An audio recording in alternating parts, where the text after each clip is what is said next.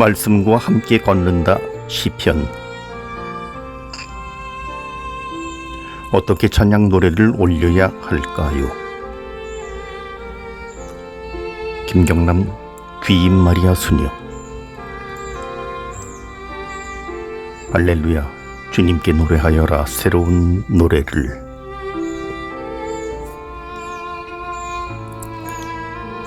오래전에 어떤 분이 마음이 너무 괴로워 상담을 하고 싶다고 저를 찾아온 일이 있었습니다.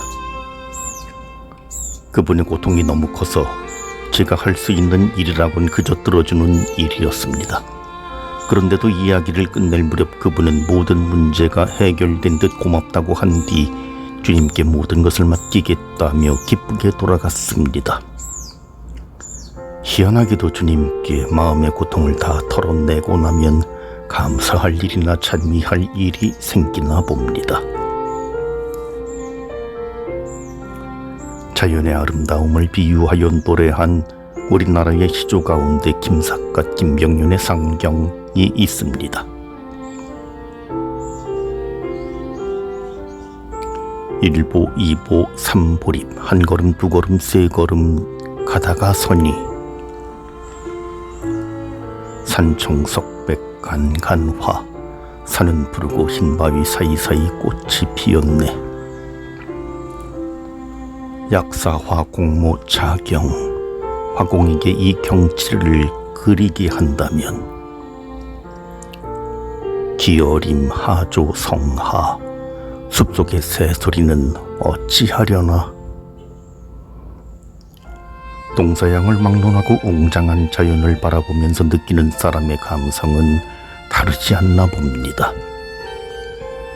인간의 힘이 미치지 못하는 거대한 하느님의 화폭에 담긴 아름다운 자연은 절로 탄성을 자아냅니다.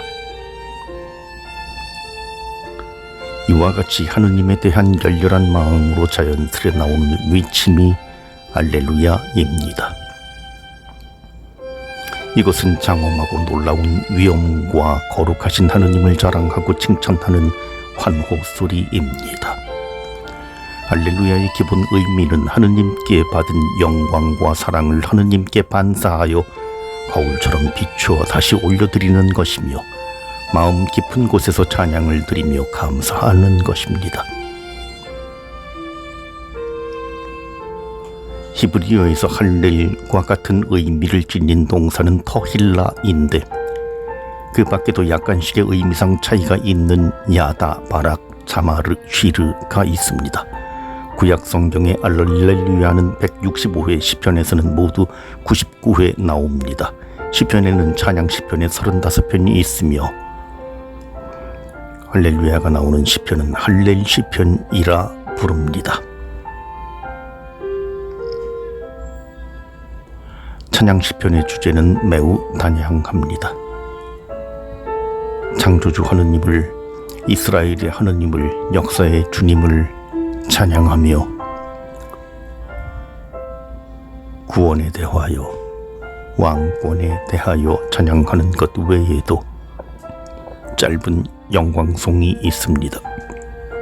그리스 독사 영광과 로지가 말에서 유래한 영광송은 하느님께 영광을 돌리는 말을 일정한 격식에 따라 만든 글입니다. 찬양 시편은 대개 찬양으로 여길 수 있는 본문, 곧 노래, 신앙 고백, 기도 등을 포함하고 있습니다. 찬양 시편의 구조를 학자들은 일반적으로 서론, 주제, 본론, 주요 부분, 결론, 종결로 구분합니다. 찬양 시편의 중요한 특성은 공동체의 제의에 사용되었다는 점입니다. 8장 4절 우러러 당신의 하늘을 바라봅니다. 당신 손가락의 작품들을 당신께서 굳건히 세우신 달과 별들을. 5절 인간이 무엇이기에 이토록 기억해 주십니까? 사람이 무엇이기에 이토록 돌보아 주십니까? 신앙생활에서 찬양은 경외심을 가지고 사랑과 정성으로 자신의 신앙 고백을 담아 주님을 높여드리는 도구입니다. 시편 8절에서 시인은 하느님의 창조 세계인 우주가 너무 광대해서 인간의 능력으로는 다다를 수 없고 거기에서 오는 주님의 뜻을 다 헤아릴 길이 없기에 다만 인간이 얼마나 보잘것없고 초라한지를 노래합니다. 따라서 저자는 그저 인간이 무엇이기에 이토록 기억해 주십니까? 사람이 무엇이기에 이토록 돌보아 주십니까? 라고 노래합니다. 그뿐 아니라 하느님께서 부여하신 영광으로 인간이 창조 질서를 유지해 나가는 역할을 하고 있다고 상기시킵니다.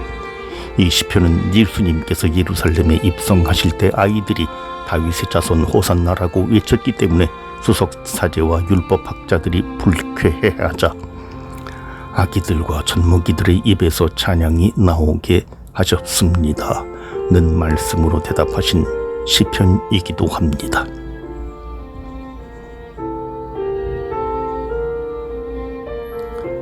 33장 1절 의인들아 주님 안에서 환호하여라. 올곧은 이들에게는 찬양이 어울린다. 2절 비파로 주님을 찬송하고 열줄 수금으로 그분께 찬미 노래 불러라. 3절 그분께 노래하여라. 새로운 노래를 환성과 함께 고운 가락 내어라. 시편 33장은 자연계를 창조하며 인간의 역사를 지배하시는 분으로 하느님을 찬양합니다. 의인들아 주님 안에서 환호하여라. 올곧은 이들에게는 찬양이 어울린다는 구절은 찬양하는 사람이 어떤 마음이어야 하는지 알게 합니다. 이 시편은 이스라엘 공동체가 전례 때 사용한 것으로 보입니다.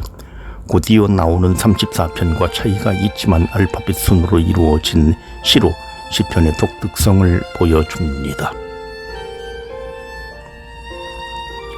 또 드보라와 바락의 노래와 유사하기 때문에 무척 오랜 역사를 지닌 시편으로 간주합니다.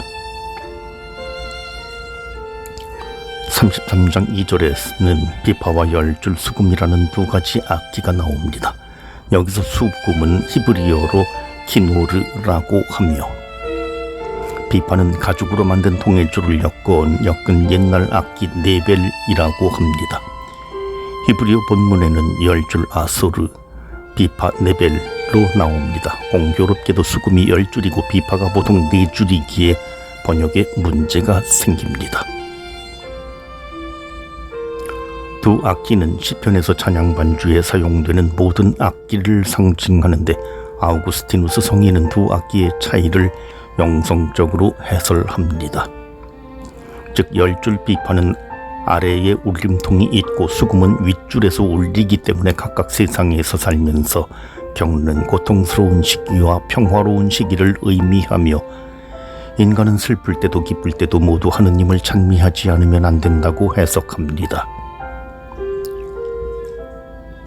100장 1절 온 세상아 주님께 환성 올려라. 2절 기뻐하며 주님을 섬겨라. 환호하며 그분 앞으로 나아가라. 3절 너희는 알아라. 주님께서 하느님이심을 그분께서 우리를 만드셨으니 우리는 그분의 것 그분의 백성 그분 목장의 양떼이어라.